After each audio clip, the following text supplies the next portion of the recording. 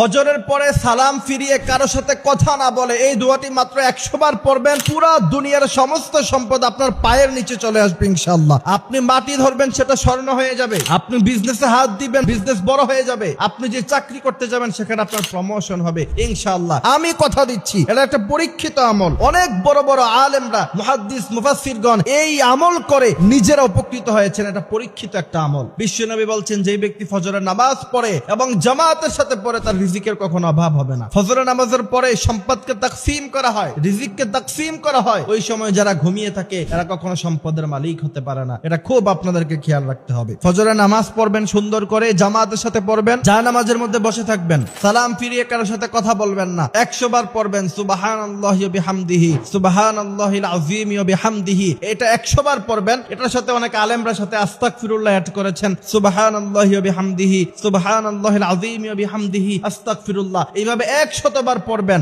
আপনি মাত্র 1 মাস আমল করে দেখেন, সম্পদ আপনার পায়ের নিচে এসে ধরা দিবে। সুতরাং দুশ্চিন্তা না থেকে, হতাশায় না থেকে, ডিপ্রেশনে না থেকে আজ থেকে আমল শুরু করে দেন। সেজন্য বিশ্বনবী বলেছেন, তোমরা এমন ভাবে আমল করো, তোমরা এমন ভাবে ইসলাম পালন করো, তোমাদের আমলের পরে তোমরা যখন আল্লাহর কাছে দোয়া করবা, রব্বুল আলামিন কখনো তোমাদের দোয়া ফেরত দিবে না।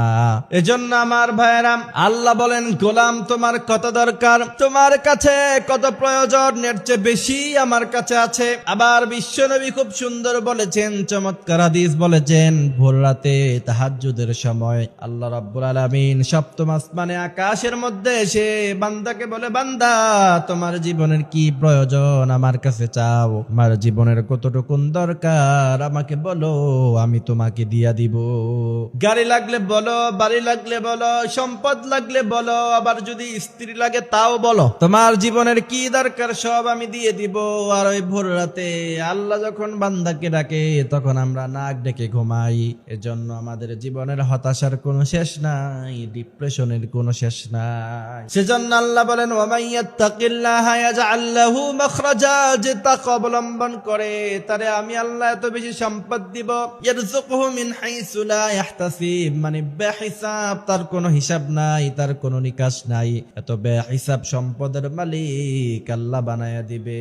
আল্লাহ যেন আমাদের দোয়াগুলি কবুল করে নেন। রব্বানা তাকাব্বাল দুআআনা ইন্নাকা আনতাস সামিউল আলিম। হে রব, আপনি আমাদের দোয়াগুলি কবুল করে নেন।